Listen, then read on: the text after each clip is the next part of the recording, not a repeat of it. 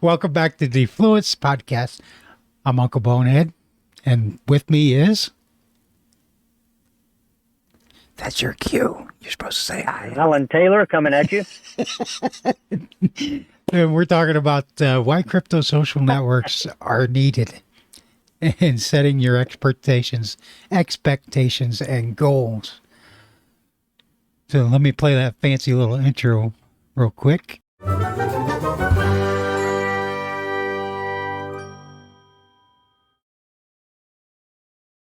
No, I'm sorry. But that's probably our connection. But we are live. We are recording. I played the intro already, so you won't be able to hear that. We are live in the Discord server. If you guys, anybody out there listening to this on the podcast, would like to be here when we record live live on Tuesdays at 11 a.m. Eastern Standard Time.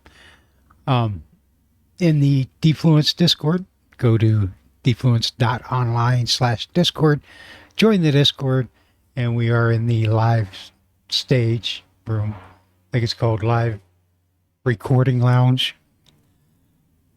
And of course, I've got some guy on a big loud tractor going down the road. Hopefully that didn't come through on the microphone. Are you there? Alan, did I lose you? I got kicked off the stage for a second, so I'm back now. All right, cool. What was your question? I was seeing if you were there. Do you have any news items you want to talk about this week or no? Oh man, no, I didn't pull up anything in particular. One thing I did find interesting though, and this is really last week, but Avalanche had a flash loan attack. Really? I think that was the first one on the Avalanche platform. It was pretty significant. Got some news, and it looks like several $100,000 were snagged by somebody that attacked the blockchain, took out a flash loan, and scraped away I think it was like $300 and something thousand or something like that. Holy cow. That's insane. Yeah, I think we're going to start seeing more of these. They're fairly recent, just in the last couple of years. We started seeing these flash loan attacks. Usually they happen on Ethereum, but this one happened on Avalanche. They got away with $370,000 in USDC stablecoin. Wow. And of course it's anonymous, they're using anonymous wallets, and so you don't know who it is, but they get away with this money just by exploiting a weakness in the smart contract. Wow, that's kind of like the same thing we talked about on last week. Was the FBI warning was that they were using the contracts as a way to do it, to thieve. Is that the same thing? Yeah, and it just gets to the heart of security, securing these smart contracts and securing the blockchain to protect them from such attacks. And, the consensus is among experts really is that developers aren't going through the steps to make sure that these things are secure before they roll them out. So it's just an interesting thing. Yeah. That's the one thing that scares me the most about the Web3, but we'll get into that later. If you guys would like to take a look at the whiteboard, if you're watching the podcast video version, it's on the screen now. This is the difference between what we have for Web 2. I don't know, can you see my cursor? You guys probably can't see my cursor. But up here on the left side, we have Web 2 where you've got the individual users. This is what your Facebook, your Twitter, and stuff is, and you connect right to the site. These Web2 people, the sites, are making millions of dollars off of your information that you're giving to them in exchange to get onto this for free.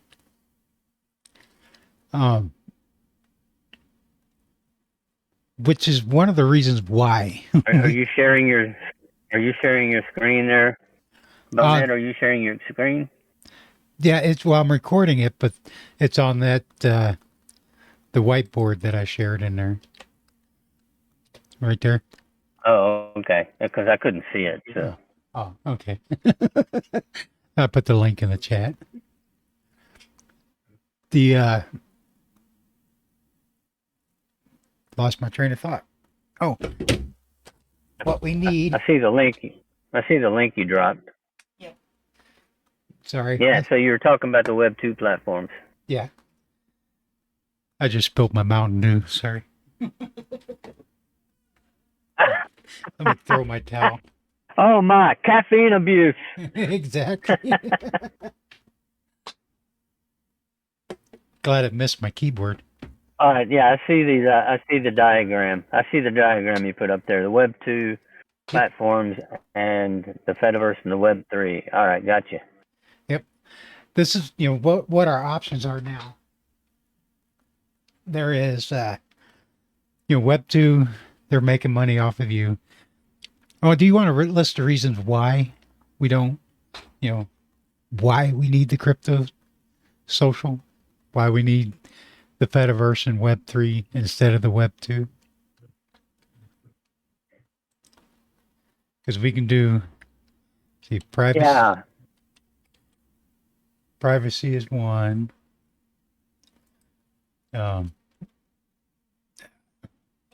Security, because you're putting your trust in somebody else to keep that stuff private.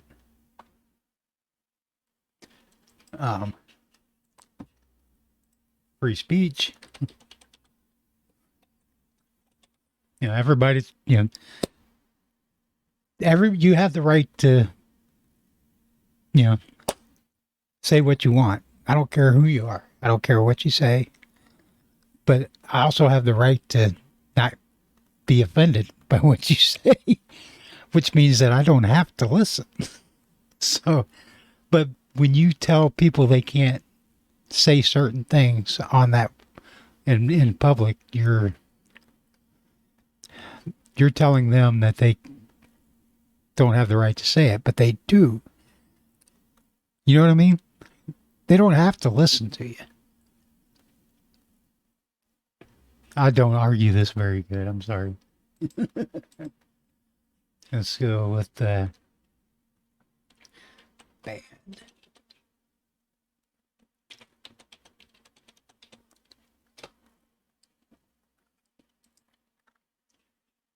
See, these are all, they go with all of these. I'm not very good at drawing here. But they're in control. This site is in control of all of this. If you go to the Fediverse, the way the Fediverse works, the user connects to one site, and then all of the sites connect to each other. The only one that's really in control of the user is that one, is this site, the one that he connects to. But if you self-host it, then you're good. Did I lose you again, Alan? Looks like I did. Must be having some bad signals. But anyways, when you go to the Web3, I'm going to try to continue this without Alan. When you go to the blockchain, the Web3, you connect to the blockchain and then you post to all these other apps through the blockchain. this right here, the Fediverse, is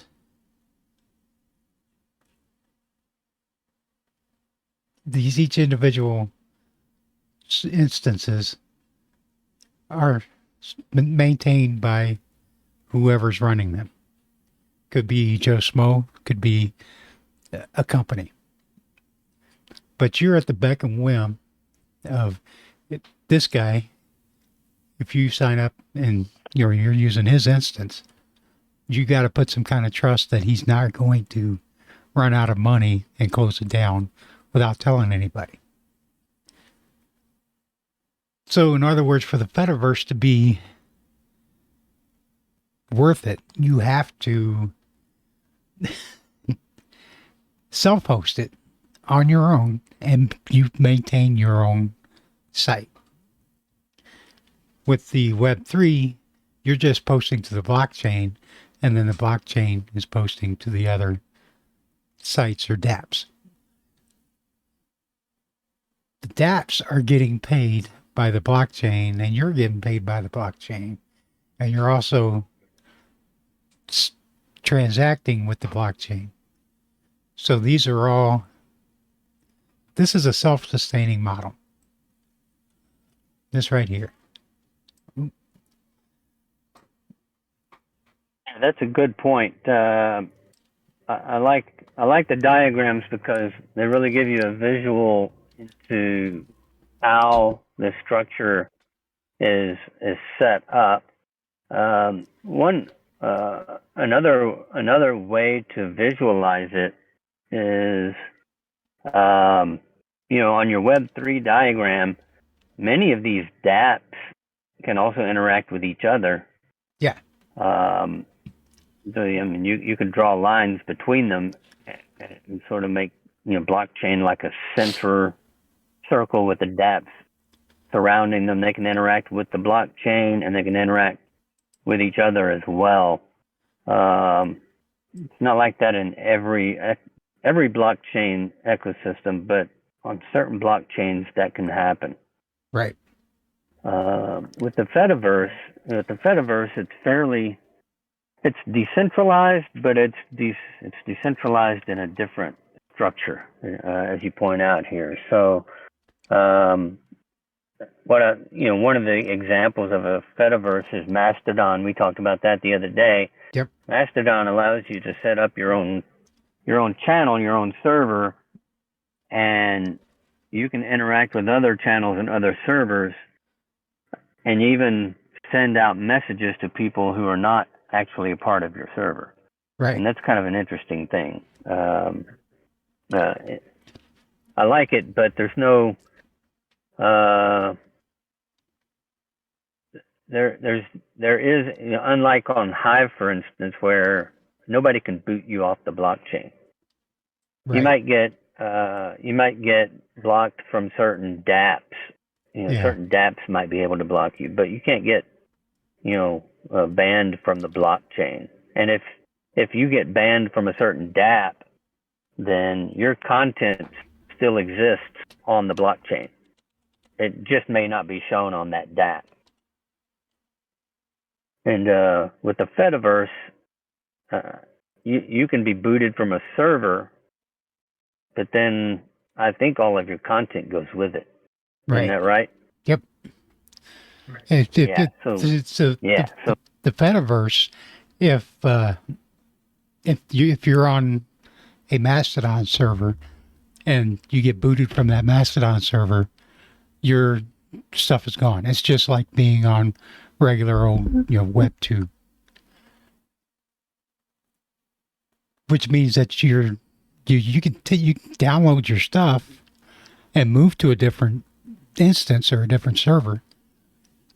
But it's if you get blocked from one server, 9 times out of 10, the other servers are going to block you too. Which is basically going to you're censored, you're banned. You can still be banned from the Fediverse.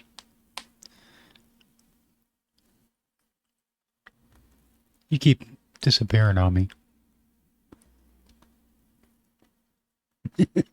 You must have a bad signal or something.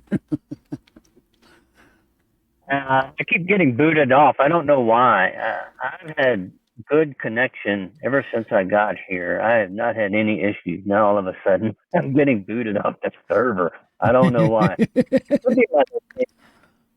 I'm working from a different location than I have been all week. I had dropped my wife off at her mom's house because she Ah, wanted to do some sewing and stuff. And so I'm parked out front of my mother-in-law's house.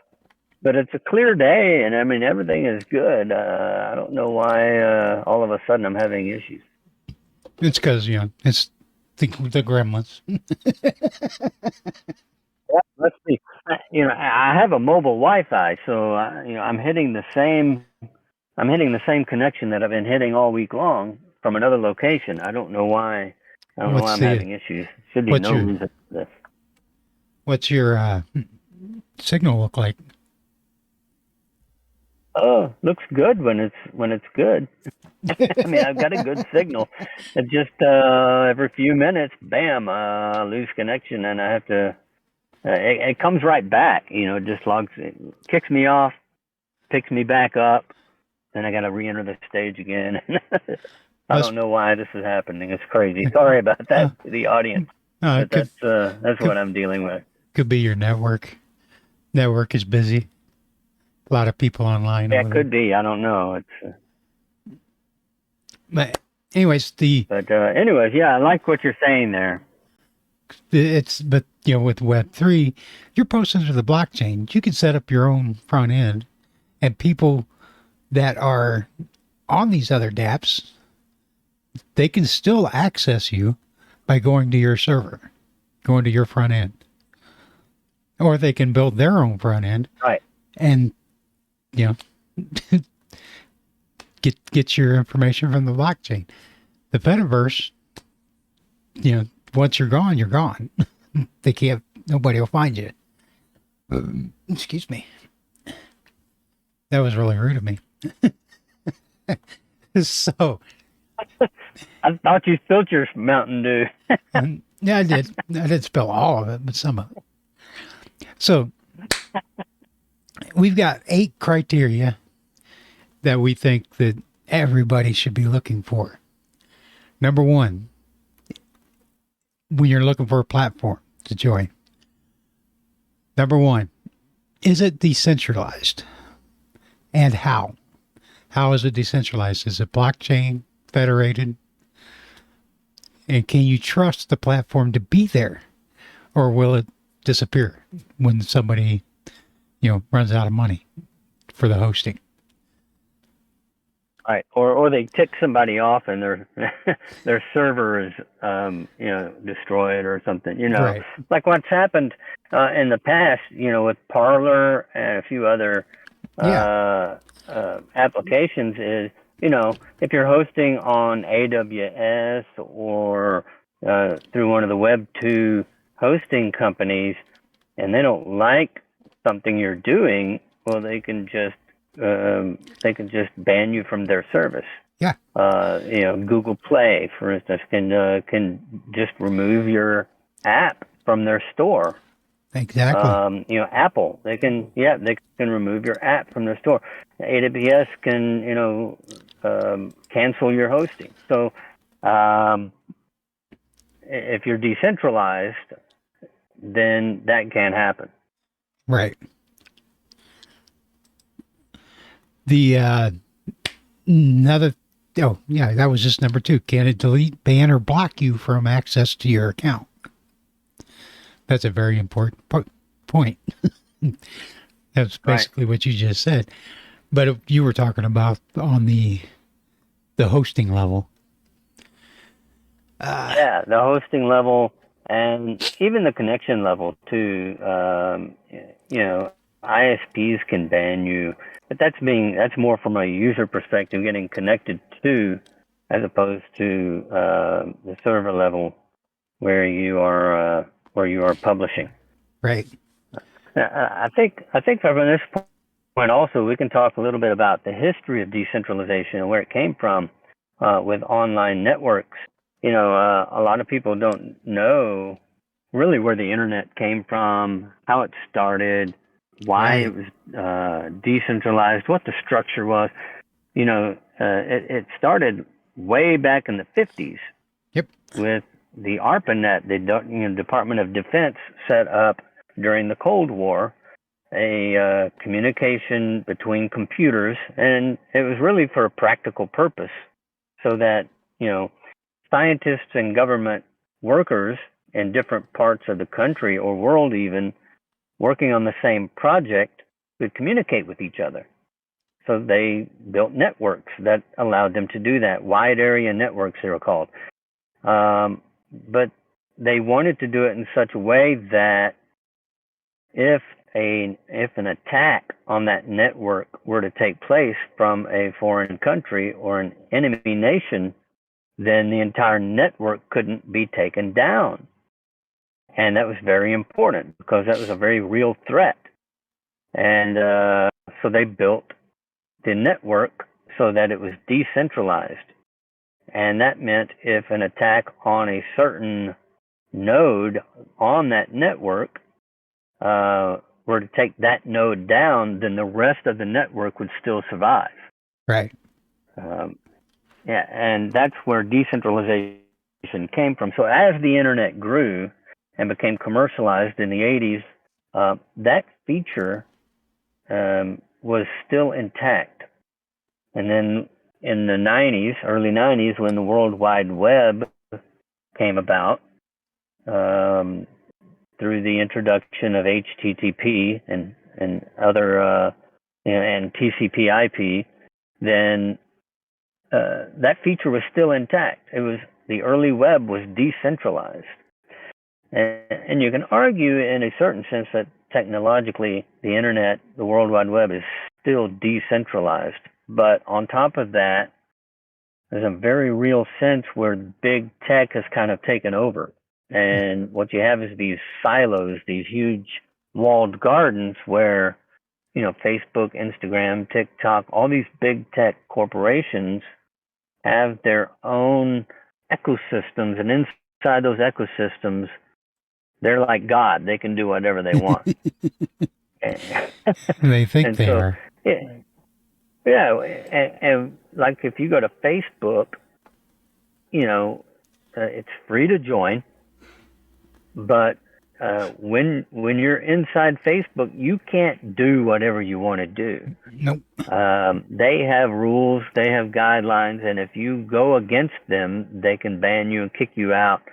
They can shadow ban you, which is diminishing the value or diminishing the spread or engagement of your content, so that everyone doesn't benefit from that. And in some ways, that's good, because if you're distributing pornography or something that is destructive, then they have some control over that. But right. if it's political speech they disagree with, well, then that power is not so good. So right. But it's technically and not. they can manipulate the content. It's not even really free either. Yeah, go ahead. It's not even really free. No, it's not free. It's yeah. It's free as in monetary, but you're paying for it with your right. There is a cost. with your information. Yeah, there is a cost. You're paying for it with in several ways. You're paying for it with with your distribution of content according to their rules, their algorithms, but also because they're collecting data on you. There is a real risk to your personal information, your data, whatever you share with them, being breached. And we've seen it multiple times where people lose control of their content or lose control of their identity on these platforms because their account has been hacked or the server has been hacked, and thousands or millions of people information has gotten into the hands of someone that they wouldn't approve. Right.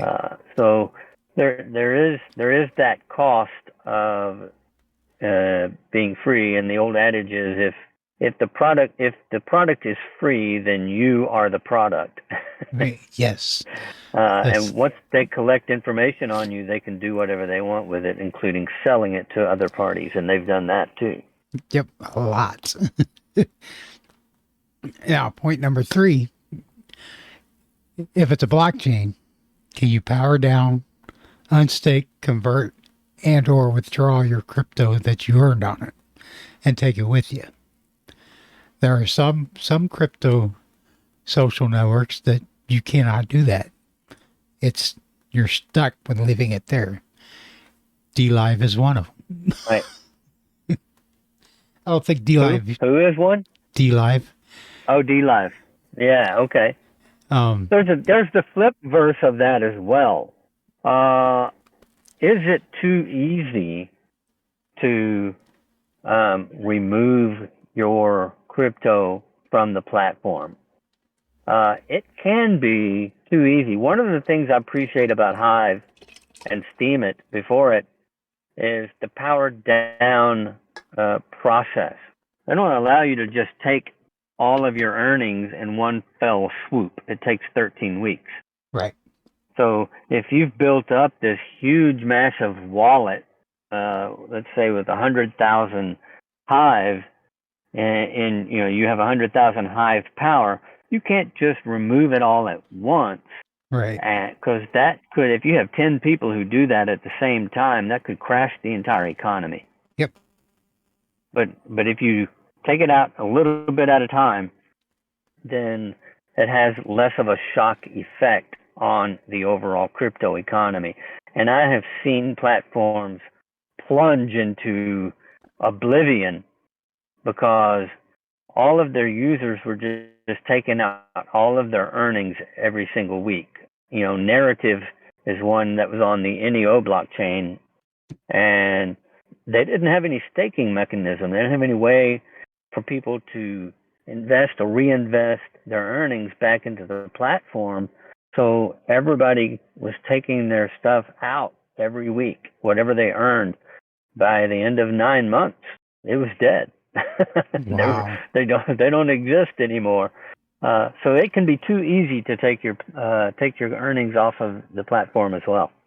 I just checked my Hive wallet. I'm 24 points from breaking 2,000 Hive power.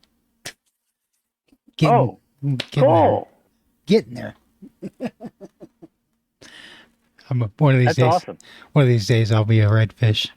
Do you are you doing that organically? Yep. Are you doing that organically, or do you put money into it every now and then? I've never put any money into it. Done it all from the beginning. Okay. Yeah, well, that's the first. I did that when I was on Steam. I did it the same way. I did it all organically, and I had at the end of a year a little over $1,000 in my 1,000 Steam dollars in my account, $1,000 worth of Steam power. Cool. After about a year of regular posting, I'm doing Hive a little differently. I put about 100. It's a little less than 100. I buy 100 Hive every month and put in my account. So I'm not doing it all organically. So whatever the price of Hive is, it usually comes to about 50, 60, maybe $70. Wow. That's not bad. I do that every month. I want to grow it a little faster. Yeah, I wanted to grow it a little faster. But I don't want to just put a lump sum in there. So I put a little bit in there each month, so it grows faster. And I'll see how that goes. Cool. I've when I first joined, I was like, yeah, I'm not going to spend anything. I'm going to see if I can do this all, on its own type thing, just to see if I can do it. And it seems to be working so far. Yeah, I think it'll work. It'll work if you keep if you don't cash it out. If you just keep putting your earnings back into the ecosystem, power it up into Hive Power, and just let it sit there. Then right now the market is low. Right. Think about in the next bull run, if the price of Hive, which usually happens in a bull run, rising tide raises all ships, right? Right. 90% of the crypto will go up. So Hive is close to 50 cents right now. If it goes up, the next bull run, let's say, goes up 4 times what the current value is. It could go up more than that, but if it goes up 4 times, I might be at $2 then at that point. Nice. Then you could power down some of that, when the market's at its peak, and then still have more Hive power at the end of your power down than when you started. Cool. Hell yeah. But I do all of the. So, I'm so getting a lot of the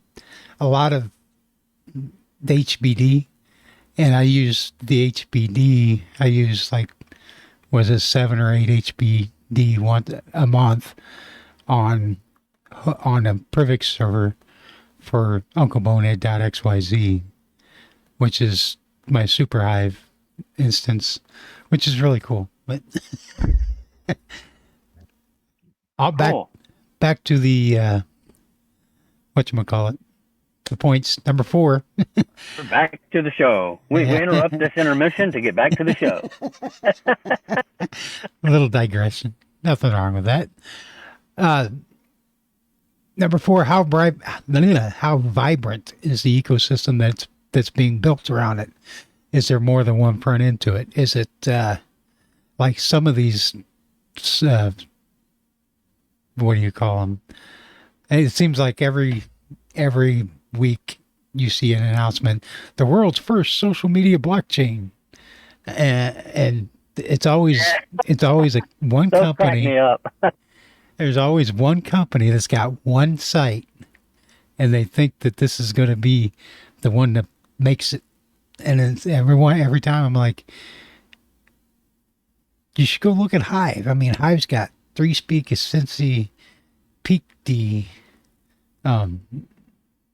STEM, Leo Finance. Leo Finance. I mean, there's like 15 different front ends for it, that are really popular. And then there's more than 100 different dApps. You got games, you've got different applications that serve different purposes, and it's open source, so anyone can build a dApp, which makes it super easy and encourages the growth of the ecosystem. I think this is one of the most important parts of the list, the ability to build on top of the blockchain. If there's only one company or one entity that can build on top of the foundation, then it's not really free. It's not really. Nope. It diminishes the benefit of the platform. So in that regard, I think Hive has all the others beat. There's so many where you see, like you said, just one interface and just one platform, and you go to that platform, and that's all there is. Yeah, and it's like you want me to sign up and join this for what? Another part of the vibrant thing is there's a lot of people there.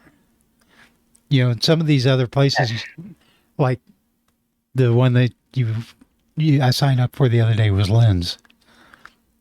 And or not Lens, what was it? Noise. And I went over there. Noise app. Yeah. I went over there and I'm checking it out. I signed up. I'm like, cool, there's actually people on here. But there's nowhere the activity that you see on Hive. Not even a tenth of the activity you see on Hive. Yeah, well, Noise app is just getting started. It just launched. Right. Yeah, I get that. To grow, but yeah. But there are some others out there where, the activity is nowhere near what you're saying, is nowhere near what it is on Hive. One that I'm looking forward to is one you just mentioned is Lens.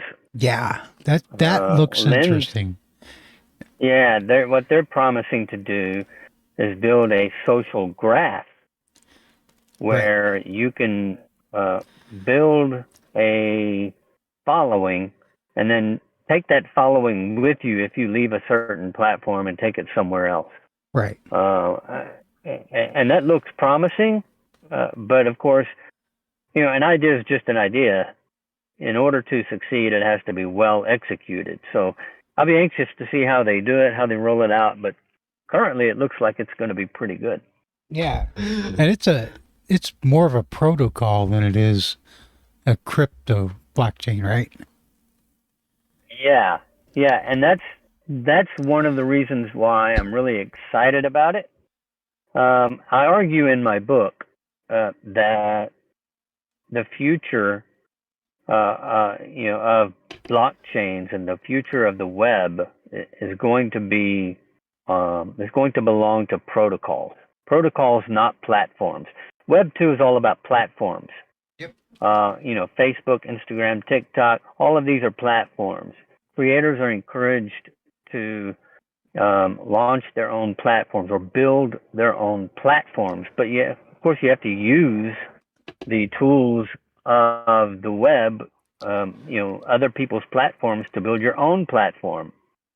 Web 3 is different. Creators will build their own platforms, but instead of using platforms like Facebook and Twitter and corporate-owned platforms to build their own personal platforms, they're going to be using protocols to build a platform. And a protocol, by definition, is not owned by anybody. Anybody can use it.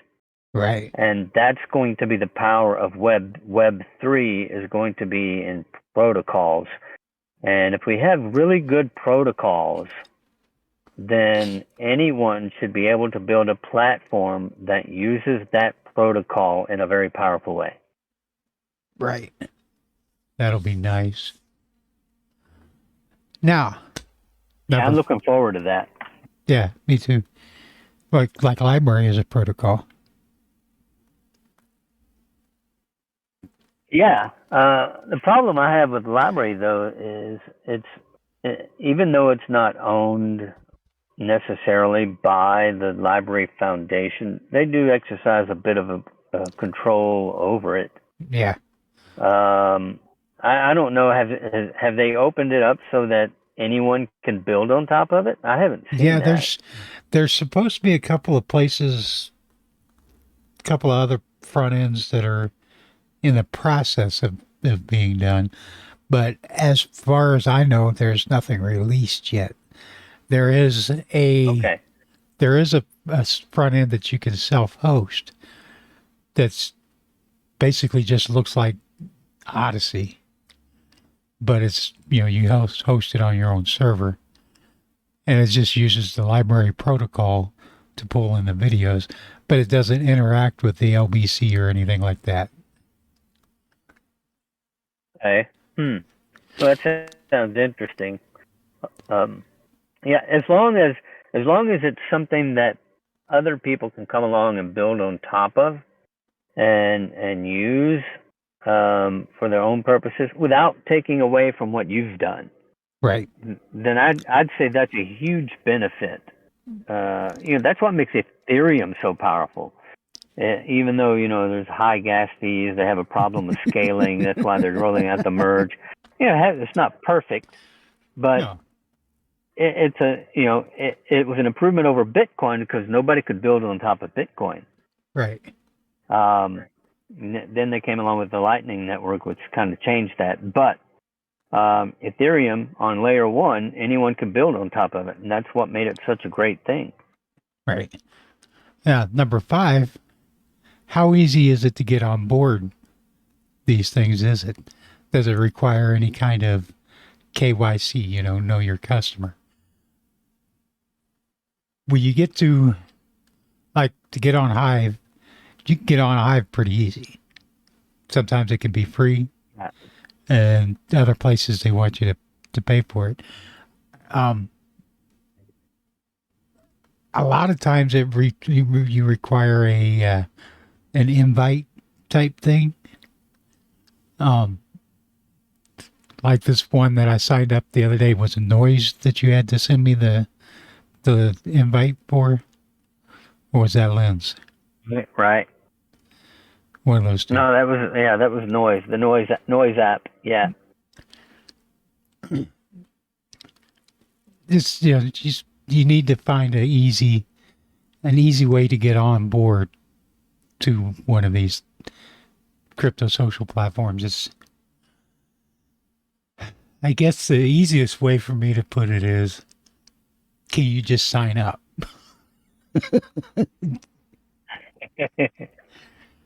Yeah.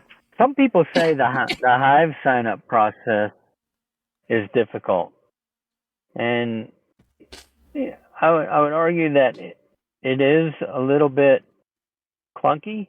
But if you understand why the process is built in the way that it is, then I think it becomes easier. The problem is nobody until Web3 came along, until cryptographic security became a thing, nobody thought about their personal security in the same way that people in Web3 think about it. And Right. so, you have these long strings of, 30 or 60 character keys that you have to use to log. I mean, you can't, it's so long you can't remember it. Right. That's the And that's the purpose. point. Exactly. That's the point is if you can remember it, so can somebody else.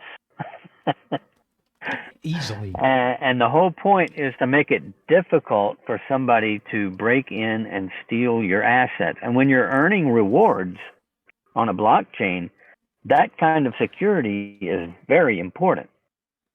Right. Because you don't want to build up a wallet of $100,000 only to have somebody come in and steal it because it was so easy to do. Right. And so security is very important. But like you say, is it easy to join? Do you have to jump through hoops? One of my beefs with Voice, if you're familiar with Voice, the current the NFT platform on EOS, Yeah, I've heard of it. one of my beefs with them was their KYC. Yeah, you had to KYC to get in because they want to make sure that you're not using a fake name. Right. Oh, well, what would be so wrong with it if I did? Right? So you have to take a picture of your driver's license, and half the time it didn't work anyways. You had to do it 5 times to get it to take. Yep. Um, now I will say KYC is a necessary legal requirement in some cases. Yep. If you're doing financial things and you're selling securities and that kind of thing. But if your purpose is just to show up and show off your cat memes, there's no purpose for KYC. Exactly. Why are we doing it? It's like, I have a love-hate relationship with NFTs. I get what they are, but I don't get why people are making such a big deal about them. Because it's just, people need to realize that they are digital goods. And being an NFT, right, it is cryptographically signed stating that this is the original. It's like if you've got a million pictures of the Mona Lisa, but there's only one real Mona Lisa. You know what I mean? Exactly. Right. And people just, they don't understand that. Yeah, well, there is, on the NFT side of the house, there is the criticism that the actual value of the NFT is in the metadata. It's not necessarily the image itself, because right, some people have actually right-clicked and saved those images, and basically they can use that image, but it doesn't have a, like you say, cryptographic signature attached to it. It's just an image. right. So people can take the image, but they can't take is the metadata associated with that image. Right. And there's the difference. But they can still, I think Elon Musk did this. He took like one of the Bored Apes or something and made it his Twitter avatar. He didn't own it. He just showed that, yeah, I mean, all you gotta do is save the image and you can make the image and do anything you want with it. Right. It's just a copy of the image. It's a copy of the image, is what it is. It's not the actual original image. It's just a copy of the image. Right. But you, like you were saying with the it's cat like memes, there are people that think that, they can take a meme and go NFT it and make it worth $1,000 or whatever. And it's like, no, it's not the same thing. No.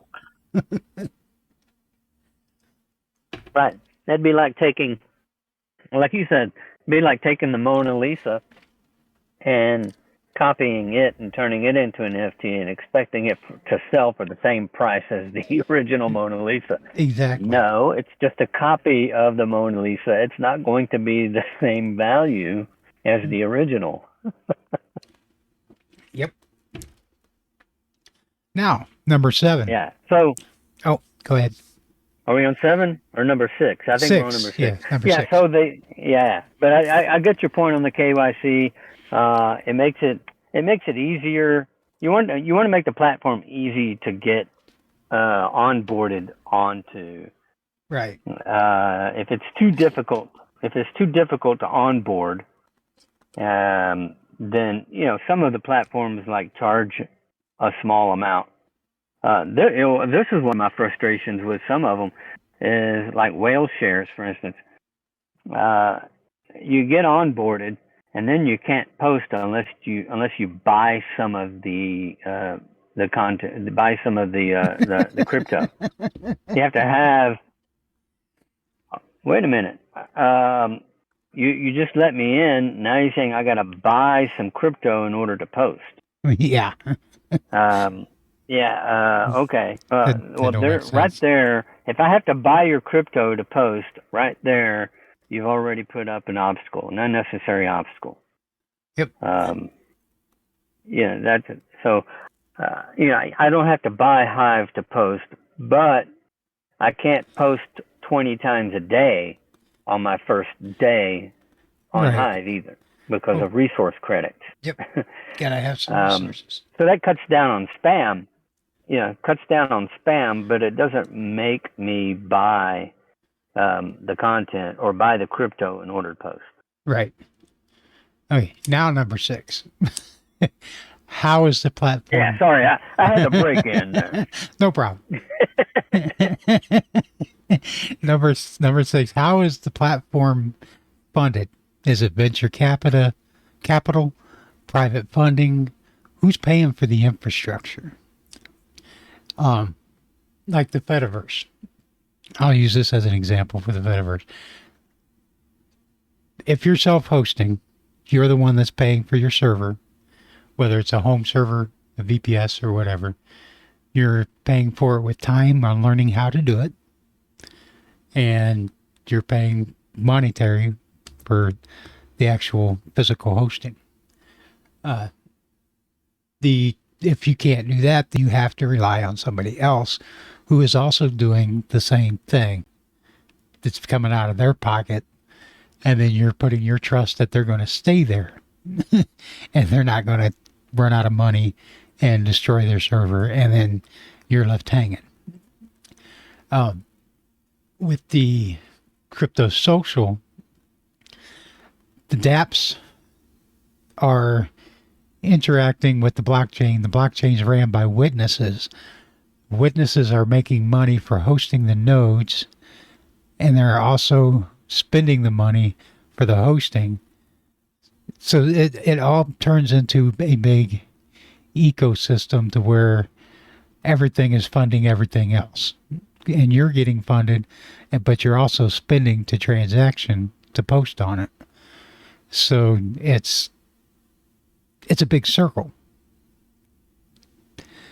Yeah. One of the things I like about that is actually, I like this point because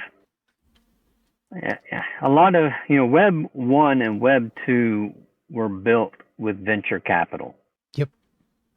You look back at the organizations, the businesses that were started and that thrived, that survived, that are still with us. Virtually every one of them received some sort of capital to launch, and those investors profit from the success of those organizations. That's Right. traditional business. That's the way business pretty much has been done for a very long time.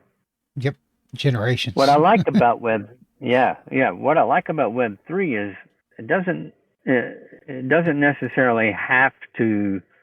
Businesses don't have to start that way. You can shoestring a business, and a lot of people have strung. Even in traditional business structures, people have started from scratch and built successful businesses that were self-funded businesses. They didn't go out and get capital.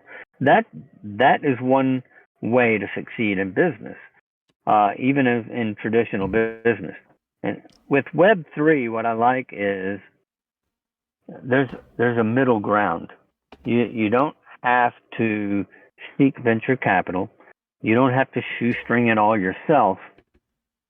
You can have a community oriented business model that incentivizes other people to come in and join the ecosystem. And well, they may put up capital, they may not. It could be just that you know you have this swarm of people that join the blockchain or a DAO or whatever the structure is, and they benefit by helping you build the organization because they can monetize their efforts the same way you monetize your efforts. So if you have 100 people, for instance, shoestringing it, the same organization or the same business model, that's so much more powerful than one person shoestringing it. Yep. If you just have one person doing it, you're relying on your efforts. You're going to Absolutely. find other people who are talented and pay them something for their effort. You're trading labor for, but it's coming out of your pocket, right? Right. Whereas if you have 100 other people showing up and putting in sweat equity because they believe in what you're doing, then everyone can profit from that. And that's so much more powerful than just one person going it alone. Right. Now, number 7 kind of ties into this. Is there a company behind the blockchain? Because when you get speaking of the venture capital, private funding, whatever, it's if there's a company that's controlling it, they're the ones that are typically funding it, or there's somebody else, funding them. But if they don't have the return on investment, they could just, walk away, which would leave the platform Oh, yeah. which could leave it behind. I've seen this happen several times because when I first started getting into this and looking for one, I can't even remember the name of the company now, but it was something to do not with IPFS. It's called Bit Traders or something like that. BitChain, I think. But anyways, they had this whole ecosystem of apps. They even had email app, that was run on the blockchain. And I went and I joined it up, and it was literally a ghost town.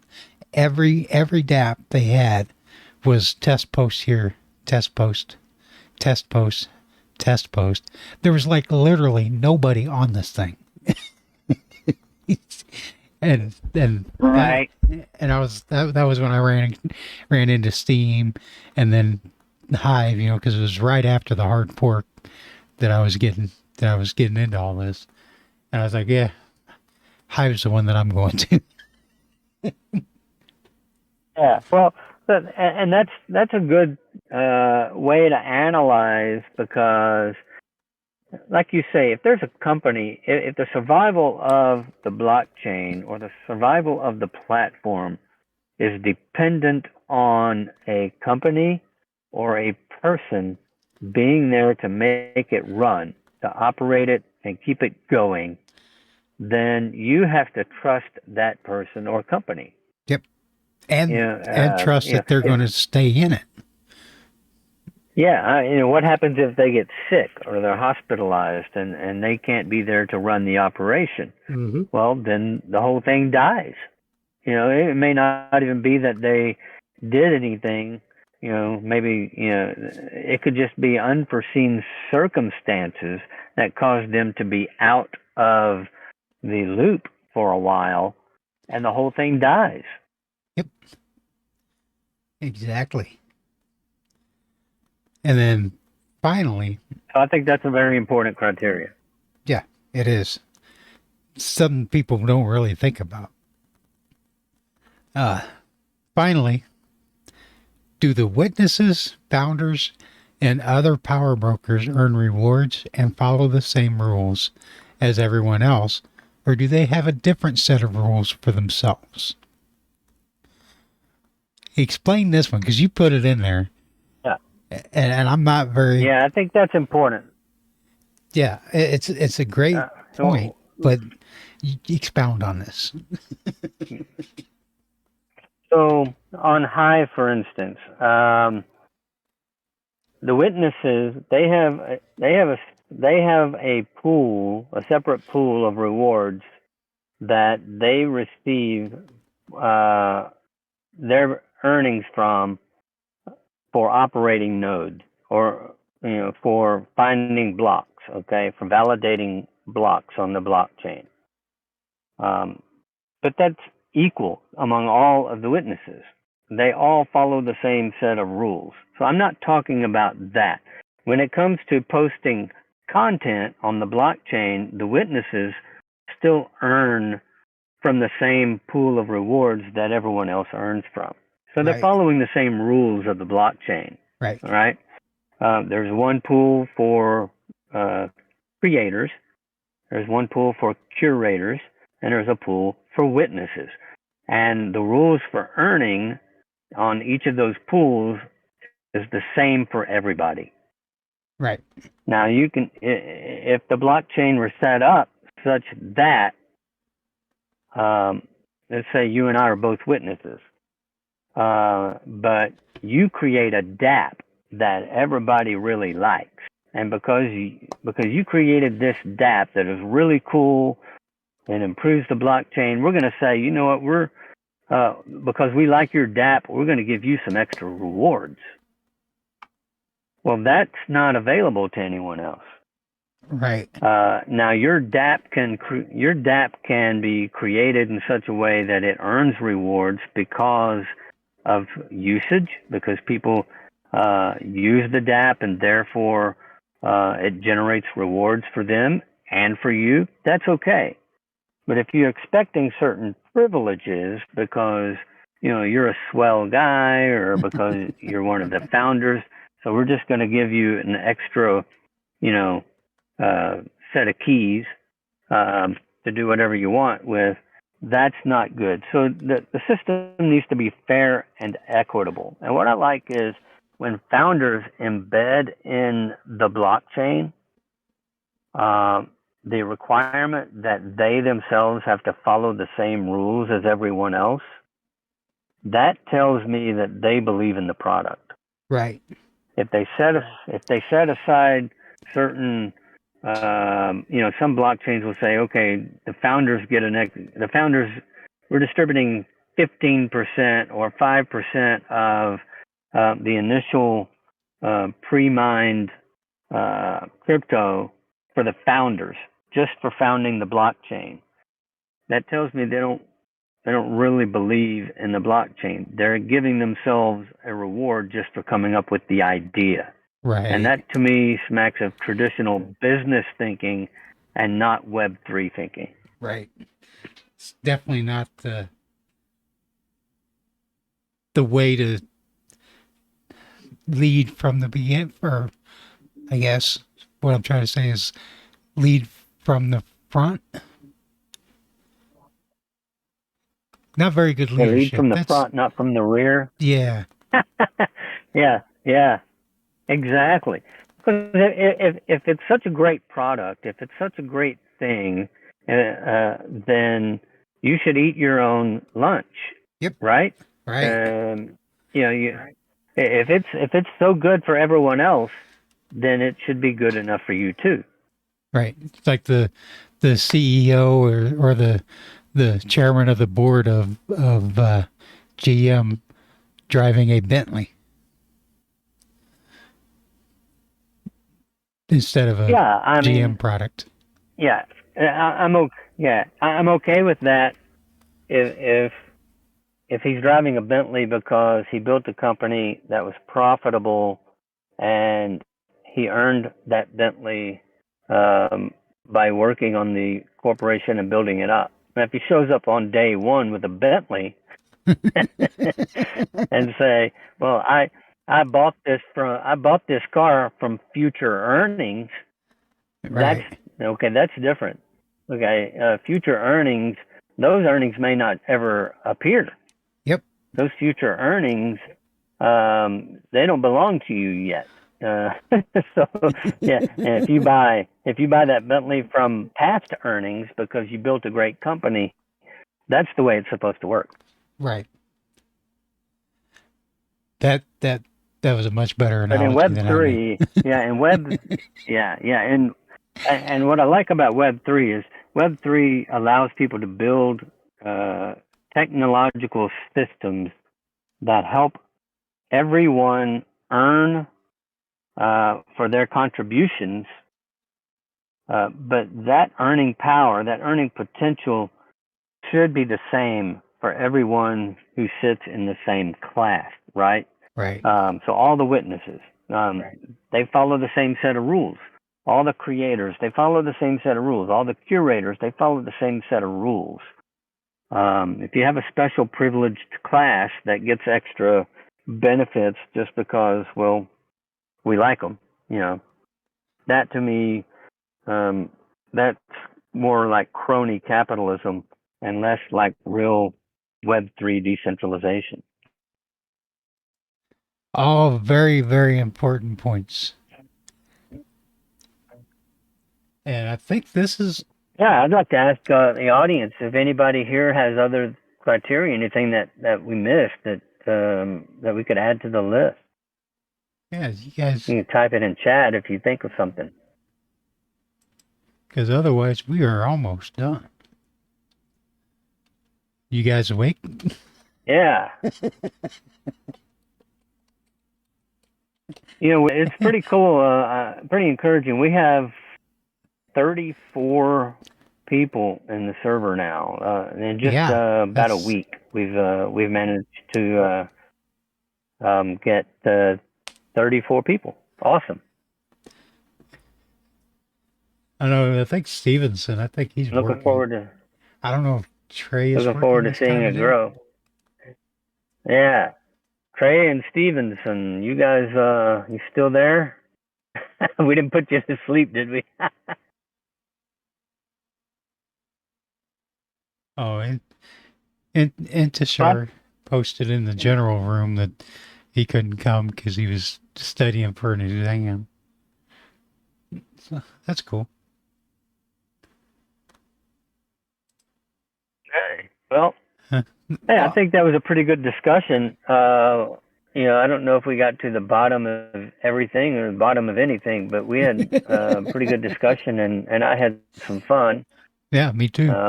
You got to spill some Mountain Dew, and Yeah, my desk is nice and sticky now. you know, But it was fun. well, don't You say guys, that too loud. yeah. You guys can find us on your favorite podcasting app platform, wherever podcasts are free podcasts are sold. Check us out at defluence.online. You can email the podcast at podcast@defluence.online. You can get on Discord, our Discord servers, defluence.online/Discord. I think that pretty much covers everything. Find us on Hive. Yeah, Next thank week, you guys for showing up, and next week we are going to talk about Hive. So if you're interested in coming to Hive, been discussing Hive, come on over. After that, I think we're going to do, was it read noise.cache or noise.app? What is that? Read cache and noise cache. Oh, Read cache and noise cache okay. are both on the Bitcoin Cash blockchain. So we'll do that the week after Hive. Next week we're doing Hive, and we'll discuss the platforms, what we like, what we don't like, and what can be improved. And we'll welcome others to come and join us to listen. And if you've got some insight, if you're a Hive user, especially a power user, and you want to join the discussion, then hit up Uncle Bonehead or myself, and Absolutely. we can invite you up on the stage to talk about what you like about Hive. Absolutely. Cool. So I'm going to play the outro and we'll catch you guys again next week.